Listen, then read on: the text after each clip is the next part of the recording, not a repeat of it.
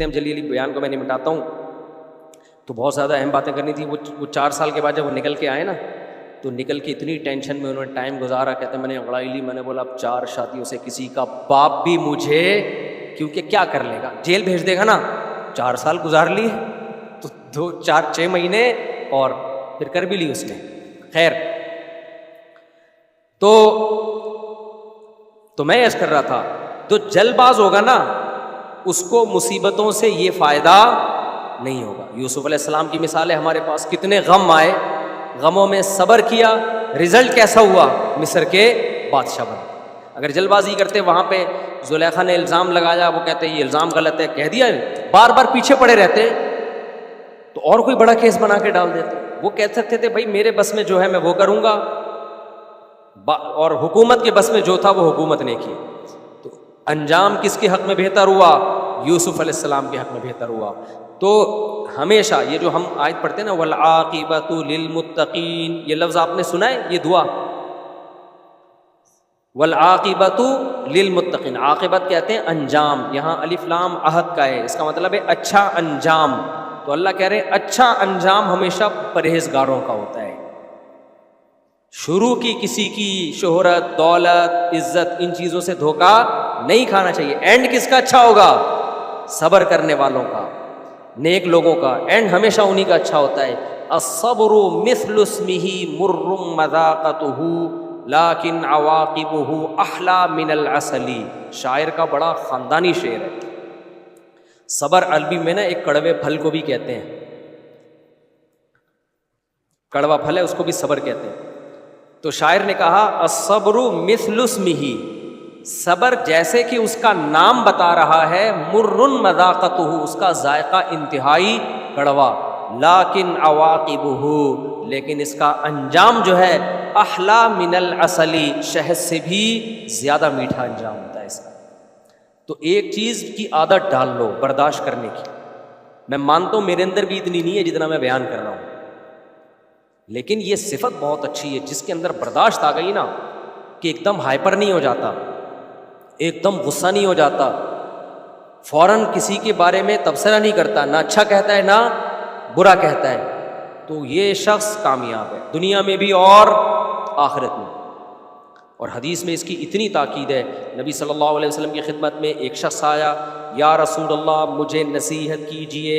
آپ نے فرمایا لا تغضب، غصہ مت کرو. وہ دوبارہ آیا، یا رسول اللہ مجھے نصیحت کیجئے. فرمایا لا تغضب، غصہ مت کرو. پھر آیا، یا رسول اللہ نصیحت، پھر آئے وہ، یا رسول اللہ نصیحت کیجئے. پھر فرمایا لا تغضب، ایک ہی نصیحت، غصہ نہیں، غصہ نہیں. کیوں؟ نبی صلی اللہ علیہ وسلم کو معلوم تھا کہ ان کی ساری خوبیوں پہ جو ان کا غصہ ہے نا وہ ان کی ساری خوبیوں کو برباد کر دے گا. غصے میں یہ ایسے کام کریں گے. آپ نے کیا کیا؟ کسی پر احسان کیا، ساری زندگی خدمت کرتے رہے، کرتے، باپ کی خدمت کی. کسی دن غصے میں اللہ نے کرے باپ کو تھپڑ لگا دیا تو باپ کیا کہے گا؟ وہ ساری زندگی خدمتوں کو آپ نے کیا کر دیا؟ بولو، برباد. دنیا میں کسی کو منہ دکھانے کے قابل رہو گے؟ لوگ کہیں گے یہ وہ ہے جس نے اپنے باپ کو تھپڑ مارا تھا. لوگ کر لیتے ہیں یہ حماقت ہے. آپ نے بیوی کی ساری زندگی کڑوی کسیلی برداشت کی، بہت اچھا امیج آپ کا بن گیا، سب کچھ، ذرا سی بات پہ، کوئی بات تھی نہیں، ایک دن غصے میں آ کے دھڑ دھڑ دھڑ طلاقیں نکال دی. پھر بتا سکو گے میں نے اتنا اچھا ہوں میں اپنی وائف کے ساتھ، اتنا زبردست سلوک. لوگ کہیں گے اور میری وائف بھی بہت اچھی. لوگ کہیں گے تو پھر طلاقیں کیوں دی؟ یار وہ کوئی بات تھی نہیں، وہ غصے میں کیا ہو گیا تھا، میٹر گھوم گیا تھا. لوگ کہیں گے بھائی گھر تو برباد کر دیا نا، تو اب کیا قصے سنا رہے بیٹھ کے، یہاں گھما کے لایا، یہ کھلایا وہ کھلایا، ختم. سمجھ میں نہیں آ رہی میرا خیال ہے بات؟ تو غصہ کیا کرتا ہے؟ ایسے جرائم کروا لیتا ہے جلد بازی میں ایسے جرائم کروا لیتا ہے کہ آپ کی ساری زندگی کی نیکیاں چند سیکنڈ میں برباد. یہاں میں ایک اور بات آپ کو بتاؤں، پہلے میں وہ خاتون کا بتا دوں نا، کریکٹر لیس میاں مارکیٹ میں بہت آ رہے ہیں. کریکٹر لیس میاں، کیونکہ آج کل بے حیائی بہت ہے، تو اس سے تعلق. ایسی خواتین کو میں کہتا ہوں بھائی پہلے شوہر کو کیسے سمجھاؤ محبت سے، پھر اگر بدماشی ہو سکتی تو بدماشی کرو.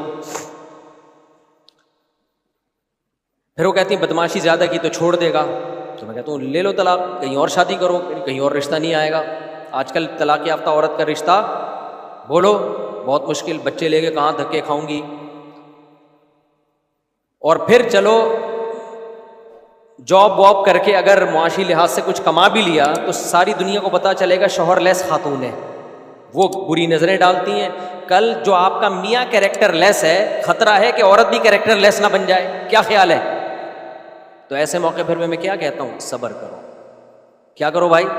اس کو کرنے دو، اس گند میں جہاں منہ مار رہا ہے مارنے دو۔ اب ہو سکتا ہے کوئی ظاہر پرست بولے مفتی صاحب کس قسم کے مشورے دے رہے ہیں؟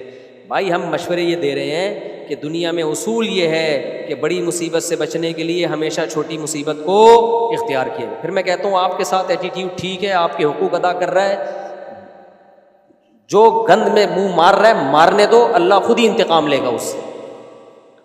سمجھتے ہو کہ نہیں سمجھتے؟